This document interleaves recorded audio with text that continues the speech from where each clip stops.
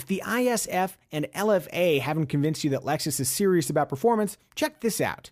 This is the 2015 Lexus RCF, introduced at the 2014 Detroit Auto Show. Step 1 in establishing performance car cred is power, and the RCF has plenty, courtesy of a 5-liter V8 producing 450 horsepower and 383 pound-feet of torque. That power is sent to the rear wheels through an 8-speed automatic transmission utilizing a lockup feature that provides more direct throttle response. The RCF also features a 3-mode torque vectoring differential that helps maximize stability or nimbleness in normal, slalom, and track environments. Visually, the carbon fiber roof, 19-inch wheels, and active rear spoiler all help reinforce the RCF's performance car image, and, more importantly, its actual performance. Inside, the cabin taps into the aircraft-inspired theme established by Lexus's limited-run LFA supercar.